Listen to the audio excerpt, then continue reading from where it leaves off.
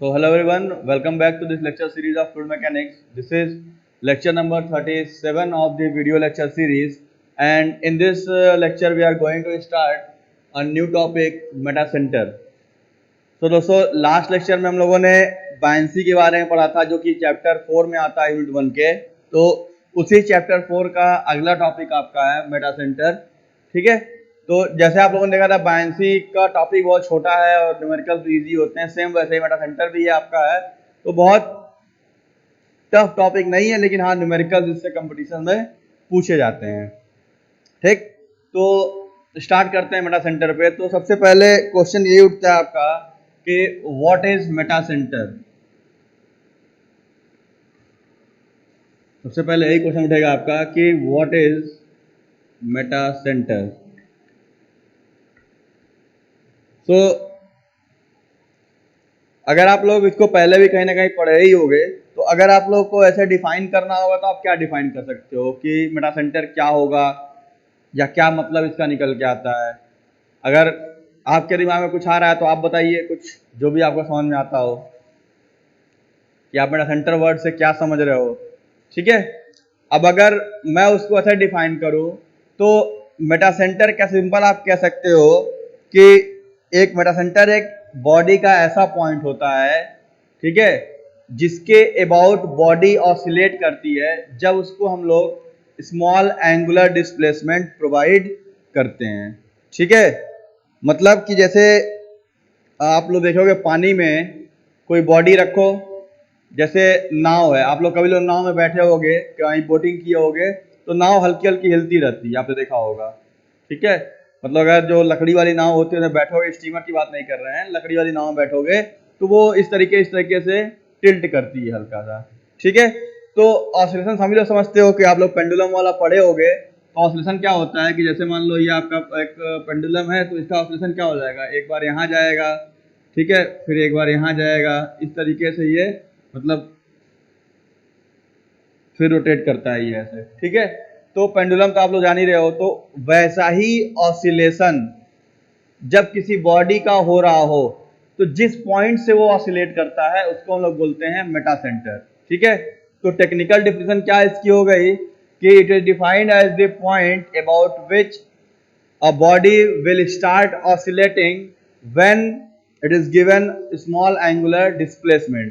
मतलब अगर हम उसको किसी भी तरीके से स्मॉल एंगुलर डिस्प्लेसमेंट देंगे, मतलब ऐसे मान लो ये बॉडी है, ऐसे पानी में रखा हुआ है, मान लो ये इसका सेंटर है, तो इसको हम ऐसे अगर टिल्ट कर दिए तो ये ऐसे ऐसे ऑसिलेट हो रहा है तरीके से। ठीक, तो अब ये जिस पॉइंट के अबाउट ऑसिलेट हो रहा है उसको हम लोग बोलते हैं Meta centre.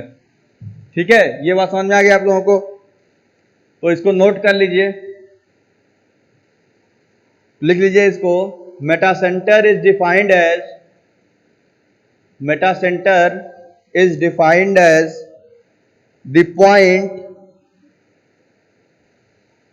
about which the point about which a body starts oscillating, about which a body starts oscillating when the body is tilted by when the body is tilted by a small angle, a small angle। ठीक है, ये तो हो गया पहला definition आपका, जो एक सिंपल लैंग्वेज में आप किसी को समझा सकते हो कि सर अगर किसी बॉडी को टिल्ट किया जाए किसी स्मॉल एंगल से तो वो किसी एक पॉइंट के अबाउट ऑसिलेट करती है and that point is called as Meta centre.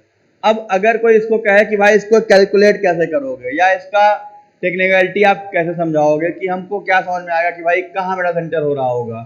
ठीक है, तो इसको आप कैसे डिफाइन करोगे, तो अगर आप ऐसा समझाओ कि सर दूसरे तरीके से हम ये कह सकते हैं कि अगर किसी बॉडी पे जो उसका नॉर्मल एक्सिस है, ठीक है, तो जब उस बॉडी के नॉर्मल एक्सिस को उसका जो फोर्स ऑफ बायंसी लग रहा होगा उसके ऊपर, तो जो फोर्स ऑफ बायंसी की लाइन होगी, यानी दो लाइंस होंगी, एक नॉर्मल एक्सिस, एक आपका line of action of buoyancy. तो ये दोनों जहां पे मीट कर रहे होंगे उस पॉइंट को भी हम मेटा सेंटर कहते हैं। ठीक है, दो डिफिनीशन है आपकी, दोनों का मतलब एक ही है, बस डिफाइन करने का तरीका अलग है। एक में क्या कह रहा है कि जब किसी बॉडी को टिल्ट किया गया जिसके बाद वो ऑसिलेट कर गई, वो हो गया मेटा सेंटर। दूसरा क्या कह रहा है कि अगर एक बॉडी है उसका एक नॉर्मल एक्सिस होगा यानी वर्टिकल एक्सिस, ठीक, जब बॉडी को टिल्ट करेंगे तो बॉडी टिल्ट होगी। अब उस टिल्टिंग के समय जो बायंट फोर्स है वही उसको बैलेंस कर रहा होगा। भाई बॉडी का टिल्ट हो रही है तो बायंट फोर्स से ही तो बैलेंस हो रहा है, तो पूरा डूब जाता वो। भाई अगर हम ऐसे झुक रहे हैं एक साइड में तो इधर अगर हमें बायंसी नहीं लग रही होगी पानी की, अगर हम पानी के अंदर हैं तो हम तुरंत डूब जाएंगे वहां पे। तो ऐसे ही बॉडी का भी है कि बॉडी टिल्ट कर रही है तो एक लेवल के बाद उस पर बायंट फोर्स लगेगा, उसके बाद जब बहुत टिल्ट कर दोगे तो बॉडी तुरंत टॉपल कर जाएगी और वो आपका डूब जाएगा। तो मतलब कहने का ये है कि जैसे कोई बॉडी है, अगर मैं डायग्राम समझाऊं आपको इसको,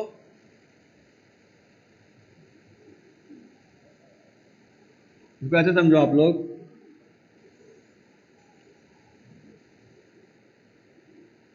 ये हो गया बॉडी, ठीक, और ये हो गया डेप्थ ऑफ सबमर्जेंस, मतलब यहां तक ये पानी के अंदर रखा हुआ है, मतलब ये पूरा आपका फ्री सरफेस है, ये सब पूरा आपका पानी है,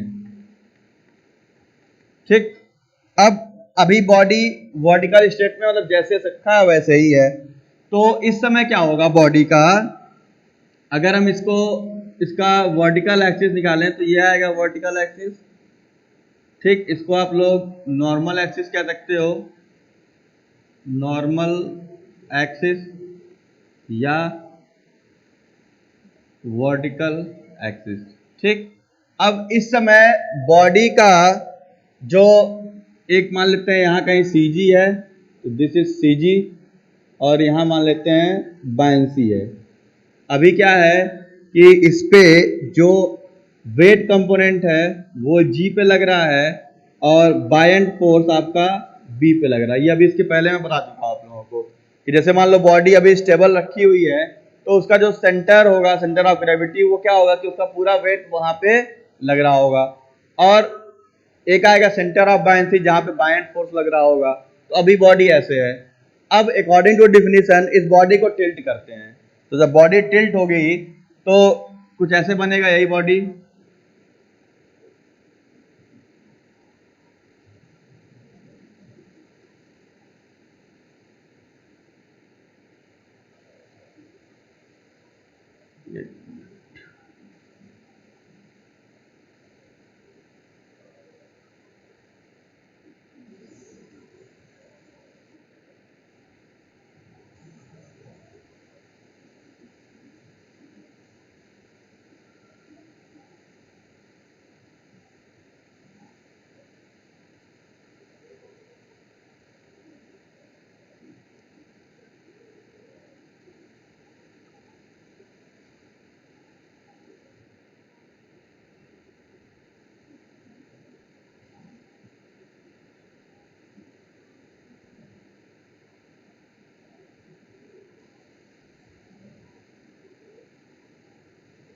मान लो ये बॉडी ऐसे टिल्ट हो गई, ठीक।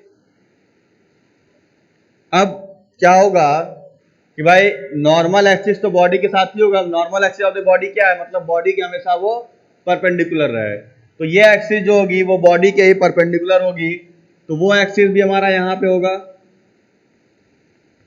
ये जैसे था वैसे ही रहेगा। This is your normal axis, ठीक। अब होगा क्या कि जब बॉडी टिल्ट करोगे तो जो उसका वेट शिफ्ट होगा, ठीक है भाई, इधर टिल्ट कर रहे हो तो वेट इधर बढ़ेगा, तो बायंट फोर्स इसको बैलेंस करने के लिए इधर खिसकेगा, ठीक है। जैसे मैं टिल्ट हो रहा हूं तो अगर कोई नीचे सपोर्ट दे रहा होगा तो उसको भी शिफ्ट होना पड़ेगा, अगर वो शिफ्ट नहीं होगा तो वो सपोर्ट नहीं कर पाएगा। तो मतलब क्या है कि अब इसका जो फोर्स ऑफ बायंसी है, पहले ऐसे लग रहा था, अब वो आपको कहीं यहां से दिखाई देगा, आपको कुछ इस वाले लाइन से आपको दिखाई देगा। ये हो गया आपका फोर्स ऑफ बायंसी। क्यों? क्योंकि अगर ये शिफ्ट नहीं होता तो बॉडी तुरंत डूब जाती। भाई एक बॉडी को रखा गया, टिल्ट किया गया, अगर बायएंट फोर्स को नहीं रोक रहा होगा तो फिर वो डूब जाएगा तुरंत टिल्ट होते ही, लेकिन नहीं डूबता है भाई। अगर ये बायएंट फोर्स न लगता तो कोई भी नाव थोड़ा सा टिल्ट होती तुरंत डूब जाती। क्यों? क्योंकि बायएंट फोर्स का नहीं लगता, नाव ऐसे हुई तुरंत डूब गया। लेकिन आप देखते हो नाव हल्का टिल्ट होता है फिर सीधा हो जाता है, तो मतलब क्या हो गया कि जब वो टिल्ट हो रहा है तो वेट इधर भागता है, बायएंट इधर भागता है, दोनों अपने आप को काउंटर बैलेंस कर लेते हैं कि भाई एक का कपल इधर जनरेट होगा और एक का कपल मतलब जो मूवमेंट जनरेट हो रहा है दोनों का मिला करके, तो एक मूवमेंट इधर लगा रहा है, एक मूवमेंट इधर लगा रहा है, दोनों मिलकर अपने आप को काउंटर बैलेंस कर रहे हैं कि भाई आपको एक आदमी नीचे खींच रहा है, एक आदमी आपको ऊपर खींच रहा है, दोनों साइड से आप बैलेंस रहो। क्योंकि देखो सेंटर ऑफ ग्रेविटी क्या है, वहां पे वेट लग रहा है, वेट कहाँ लगेगा, नीचे की ओर, और बायएंट फोर्स कौन सा फोर्स है, जो नीचे से ऊपर लगता है। तो यही दोनों मिलकर उस बॉडी को बैलेंस करते हैं। तो अब दूसरी डिफिनेशन ये कहती है कि भाई ये हो गया इसका, this is centre of gravity, ये हो गया W। अब इसको जब कहीं शिफ्ट कराओगे तो ये आपका यहां कहीं इसको मीट होके कट करेगा। This is your centre of buoyancy. ठीक है, या थोड़ा सा और बाहर कर लो, जरूरी नहीं, क्योंकि देखो मेरा सेंटर कहीं भी हो सकता है, तो ज्यादा अच्छा है थोड़ा इसको अलग भी बनाओ ताकि आपको रहे कि ऐसा ना हो कि मेरा सेंटर जी के नीचे हो सकता है। ठीक है,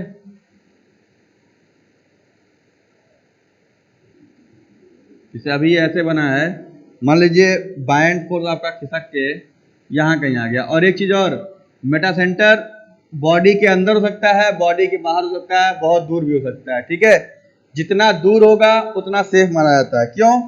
देखो ये बायएंट फोर्स को अगर ऊपर ले जाओगे तो ये यहां जाके कट कर रहा है, तो this is your Meta centre. इसके अबाउट बॉडी आपकी ऑसिलेट कर रही है। ठीक, अब देखो ये अगर नीचे यही होता तो इसका मतलब क्या होता, बॉडी अगर अब इससे ज्यादा टिल्ट होती तुरंत ये डूब जाता। लेकिन अभी क्या है, इसके पास चांस है, इसको इतना स्पेस मिल रहा है टिल्ट होने के लिए। तो मेटा सेंटर जरूरी नहीं है कि उस बॉडी के अंदर लाई करे, मेटा सेंटर बॉडी के बाहर भी लाई करता है। ठीक है, जितना दूर रखोगे उतना आपको मूवमेंट ज्यादा मिलेगा भाई, जितना लंबाई ज्यादा रहेगी उतना आपका मूवमेंट ज्यादा जनरेट करेगा। मतलब एक नाव है उसका मेटा सेंटर ज्यादा है तो वो ऐसे पूरा टिल्ट होकर फिर वापस ऐसे आ सकता है, लेकिन कम होगा तो एक एंगल तक टिल्ट हुआ उसका तुरंत वो डूब जाएगा। ठीक, जितना दूर रखोगे उतना मेटा सेंटर आपका, उतनी बॉडी आपकी सेफ रहेगी। तो दूसरा पॉइंट क्या डिफाइन कर रहा है कि जो इसका ये था सेंटर ऑफ बायएंसी पहले वाला पुराना वाला। ठीक है, अब ये हो गया इसका M point, that is Meta centre.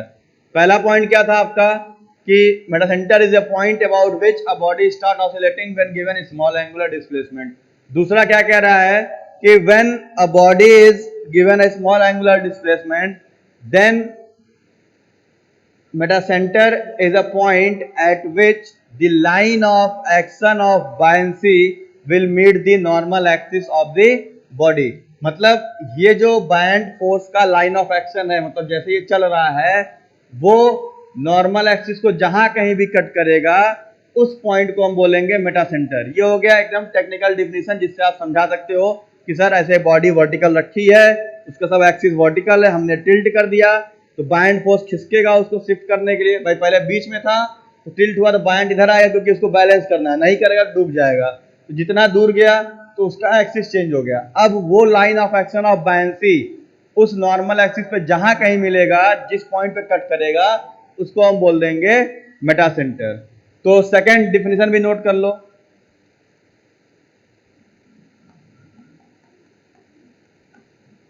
Second point भी नोट कर लो, metacentre may also be defined as, Meta centre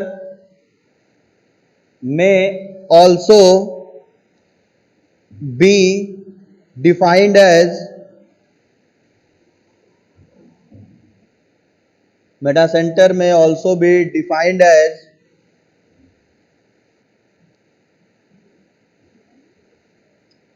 the point at which the point at which the line of action of the force of buoyancy the point at which the line of action of the force of buoyancy BUOYANCY,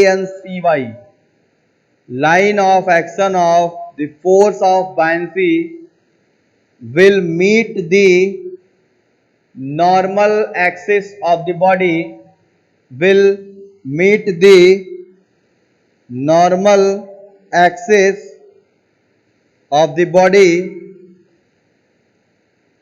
when the body is given a small angular displacement, when the body is given as a small angular displacement.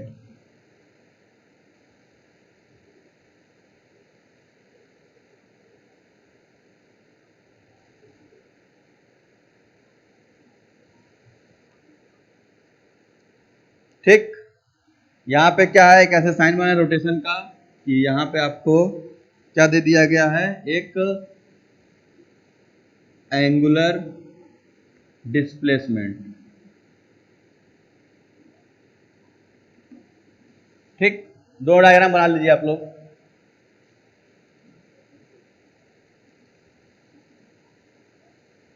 और ये जो M point है इसी को हम लोग बोलते हैं मेटा सेंटर। ठीक है,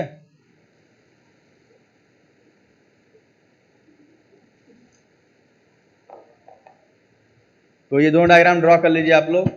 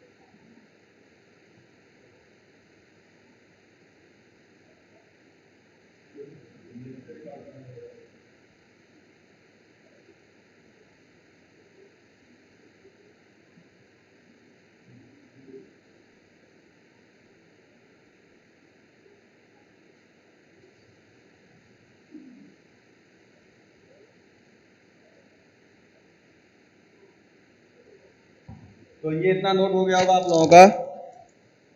तो ये हो गया ओवरऑल मेटा सेंटर के बारे में। ठीक है, अगर इक्विलिब्रियम कंडीशन बात करोगे तो मेटा सेंटर और सेंटर ऑफ ग्रेविटी दोनों एक ही लाइन में लाई करने चाहिए। मतलब अगर इक्विलिब्रियम कंडीशन रखा जाए तो ये दोनों एक एक्सिस पे लाई होने चाहिए। ठीक, अब इसी में एक पॉइंट आता है मेटासेंट्रिक हाइट। ठीक है, एक टॉपिक इसी में और है आगे, मेटासेंट्रिक हाइट। ये इंपॉर्टेंट है क्योंकि इसी पे आपको न्यूमेरिकल सॉल्व करना होता है। ठीक है, मेटासेंट्रिक हाइट एक लाइन का सिंपल डेफिनेशन है ये आपका, कि सिंपल कहते हो the distance between the centre of gravity and metacentre of a floating body is called metacentric height. ठीक है, क्या कहा आप, बताया गया आपको, डिस्टेंस बिटवीन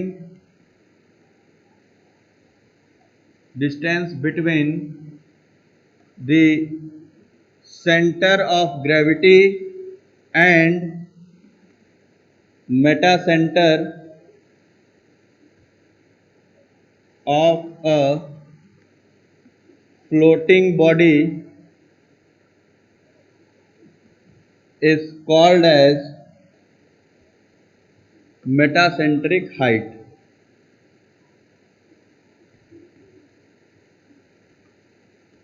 ठीक है, ये इतना होता है कि सेंटर ऑफ ग्रेविटी से जो मेरा सेंटर, यानी इस G से इस M तक का पॉइंट, यानी अगर मैं इसको ऐसे खींचता हूं तो ये जो हाइट है, मतलब एक तो G जहां पे था वहीं रहेगा, वो तो चेंज होगा नहीं।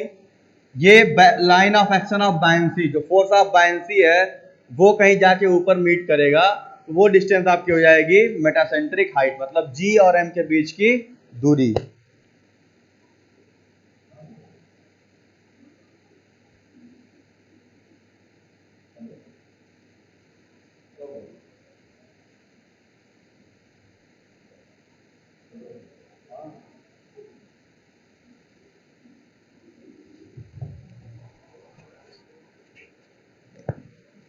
तो यानी टेक्निकली कहो तो सेंटर ऑफ ग्रेविटी से मेटा सेंटर तक की दूरी निकाल लोगे, उसे हम लोग बोलते हैं मेटासेंट्रिक हाइट। ठीक है, और इसको हम लोग लिखते हैं GM से। ठीक है, इसको हम लोग डिनोट करते हैं GM, यानी ग्रेविटी और मेटा सेंटर। इसे शॉर्ट फॉर्म निकाल लेते हैं कि सेंटर ऑफ ग्रेविटी और मेटा सेंटर के बीच की दूरी होती है। तो GM इज इक्वल टू आपका होता है I/V माइनस BG। ठीक, और ये V क्या है, वॉल्यूम है। ठीक है, अब देखो इसमें समझना क्या है आप लोगों को कि कौन सी चीजें क्या हो सकती हैं यहाँ पे। तो देखो GM तो पता है कि भाई ग्रेविटी और मेटा सेंटर के बीच की दूरी होगी। ठीक, अब यहां से बात करेंगे आगे इसके, तो I क्या होता है, इनर्शिया सभी को पता है। I क्या होगा, where I is equal to moment of inertia. इसके बाद वॉल्यूम किसका लेना है, वॉल्यूम आप लोगे जितना हिस्सा डूबा हुआ है, यानी जो वॉल्यूम निकालना पड़ेगा आपको वो ये जो हिस्सा पानी के अंदर है। तो ये लिख लीजिएगा volume of the body submerge in water, ये लिख लेना यहाँ पे वॉल्यूम, ये इंपॉर्टेंट है बस, यही volume of body submerge in water, volume of body submerge in water, यानी कि कितना हिस्सा बॉडी का पानी के अंदर है वही वॉल्यूम को कैलकुलेट करना है। ठीक, आई तो पता ही होगा आपका, मोमेंट ऑफ इनर्शिया, और ये जो होगा सिंपल आपको ये ध्यान देना है कि ये जो इनर्शिया निकलेगा ये अबाउट वाई एक्सिस होगा, मोमेंट ऑफ इनर्शिया यानी अबाउट वाई एक्सिस। ठीक है, ये जो आई निकला है ये आपका अबाउट वाई एक्सिस होगा, मतलब कि जैसे ये बॉडी ऐसे फ्लोट कर रहा है, ठीक, तो ये हो गया x, ये हो गया y। तो ऐसे कोई नाव है तो देखो हम लोगों को नाव किसके अबाउट हिलती है, इस एक्सिस के अबाउट, ना कि ऐसे ऐसे। कोई नाव होगा, ऐसे नाव है कोई, ठीक है, तो ये ऐसे टिल्ट होता है, ना कि आगे पीछे। देखते हो ना, नाव सेंटर से लेफ्ट, सेंटर से राइट टिल्ट होता है, तो उसके लिए क्या हो गया, ये फेस हो गया y एक्सिस, ये फेस हो गया x एक्सिस। तो इनर्शिया किसके अबाउट लेंगे हम लोग, जिसके अबाउट वो रोटेट करता है या ऑसिलेट करता है। तो ये बॉडी है तो ये ऑसिलेट किसके अबाउट कर रहा है, अपने y एक्सिस के अबाउट, क्योंकि x होता तो आगे पीछे ऑसिलेट होता, लेकिन अभी ये लेफ्ट राइट हो रहा है, तो इनर्शिया हमेशा किसके अबाउट निकालोगे, अबाउट y एक्सिस। ये ज्यादा इंपॉर्टेंट है आपके लिए। ठीक, वॉल्यूम किसका हो गया, सबमर्ज्ड बॉडी का, जितना हिस्सा पानी के अंदर है उसका वॉल्यूम निकाल लेंगे। और उसके बाद आता है Bg। तो देखो B क्या है, B is the centre of buoyancy और G is the centre of gravity, यानी बायंसी जहां पे लग रही थी वहां से सेंटर ऑफ ग्रेविटी के बीच की दूरी। ठीक है, बीजी क्या हो जाएगा, distance between buoyancy and centre of gravity. ठीक है, फॉर्मूला क्या है, GM is equal to I by V minus BG. I moment of inertia about Y axis, volume of the submerge body, BG distance between centre of gravity and buoyancy. ठीक, ये इतना हो गया। तो मेरा सेंटर में आपको यही इतना देखना है, बाकी न्यूमेरिकल्स किए जाएंगे तो न्यूमेरिकल ज्यादा अच्छा रहेगा एक्सप्लेन करना, क्योंकि थ्योरी में कुछ है नहीं इसमें। सिंपल है कि मेरा सेंटर होता क्या है, जिस पॉइंट के अबाउट बॉडी ऑसिलेट कर रही है दैट इज मेरा सेंटर, और जी से एम के बीच की दूरी को हम कहते हैं मेरा सेंट्रिक हाइट। तो ये इतना डिस्क्रिप्शन था आपका। अगर आपको नोट डाउन करना हो तो ये इतना नोट कर लो, ठीक है। फिर मैं नेक्स्ट लेक्चर में न्यूमेरिकल कराता हूँ आप लोगों को, ठीक है। इसमें थ्योरी रहने देते हैं, नेक्स्ट लेक्चर में न्यूमेरिकल करेंगे। तो अभी इसको नोट कर लो 1-2 मिनट, फिर मैं बंद कराता हूँ इसको, ठीक है।